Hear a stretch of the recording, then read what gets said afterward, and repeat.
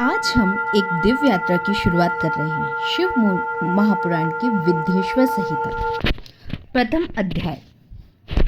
अगर मैं आपसे कहूं कि कलियुग में इस अंधेरे समय में भी एक ऐसा आसान रास्ता है जो सारे पापों को खत्म कर सकता है और मोक्ष दे सकता है, आज हम समझेंगे शिव महापुराण विद्येश्वर संहिता। कलियुग की सच्चाई। यह अध्याय हमें हमारी आज की दुनिया का सच दिखाता है। कलियुग यह वह समय है जहां धर्म कमजोर हो रहा है, लोग सच्चाई से दूर जा रहे हैं, सही और गलत में फर्क करना मुश्किल हो गया। अच्छे परिवारों में जन्म लेने वाले भी अपने संस्कार खो रहे हैं, लोग स्वार्थी हो गए हैं, उनकी वाणी कठोर हो गई है और जीवन लालच, क्रोध और अहंकार में फंस गया है। माता पिता का सम्मान कम हो रहा है, रिश्ते कमजोर हो रहे हैं और जीवन तनाव, बीमारियां और असंतोष से भर गया है। यह देखकर ऋषि मुनि चिंतित हो गए।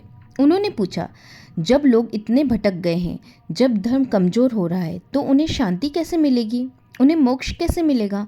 उनका मन बेचैन था। फिर उन्होंने एक सच्चाई समझी। सबसे बड़ा धर्म है परोपकार, दूसरों की मदद करना। और कलयुग के लिए एक आसान रास्ता जरूर होना चाहिए। उसी समय सूत जी ने भगवान शिव का स्मरण किया और समाधान बताने के लिए तैयार हो गए। अध्याय 2। समाधान क्या है? अब शुरू होता है असली ज्ञान। सूत जी सबसे पहले अपने गुरु वेद व्यास जी को प्रणाम करते हैं, क्योंकि सच्चा ज्ञान हमेशा नम्रता से शुरू होता है। फिर वे कहते हैं, हे मुनियों, आपका प्रश्न साधारण नहीं है, यह तीनों लोगों का कल्याण करने वाला है। फिर में एक बहुत बड़ा सत्य बताते हैं, शिव महापुराण भी सभी वेदों का सार है। यह सिर्फ एक पुस्तक नहीं है, यह खुद महादेव का दिव्य ज्ञान है। शिव महापुराण की शक्ति। यह बड़े से बड़े पापों को नष्ट कर देता है, मन से डर, तनाव और भ्रम को खत्म करता है, मन को अपने आप शुद्ध कर देता है, जीवन में सुख और अंत में मोक्ष देता है। अगर कोई इसे ऐसे ही सुन ले तब भी उसे लाभ मिलता है। अगर कोई एक श्लोक भी श्रद्धा से पढ़ ले तो उसके पाप खत्म होने लगते हैं। कलयुग की सबसे बड़ी समस्या। सूत जी कहते हैं, लोग हर चीज पर झगड़ते हैं, मंदिर, मंत्र, पूजा, शास्त्र, हर कोई सोचता है कि वही सही है। लेकिन ऐसा क्यों होता है? क्योंकि लोगों का सच्चा सार नहीं पता, और वह सार है शिव महापुराण। जब शिव महापुराण जीवन में आता है, भ्रम खत्म हो जाता है, झगड़े बंद हो जाते हैं, मन शांत और स्पष्ट हो जाता है, भक्ति बढ़ जाती है। महापुराण सुनना हजारों यज्ञ करने के बराबर है।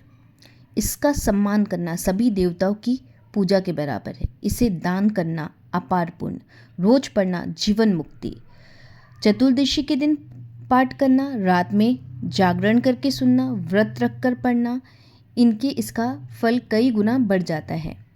पहले शिव महापुराण बहुत विशाल था, इसमें करोड़ों श्लोक थे। फिर ऋषियों ने इसे छोटा किया और वेद व्यास जी ने इसे 24,000 श्लोकों में सरल बना दिया। यह 7 संहिता में विभाजित है।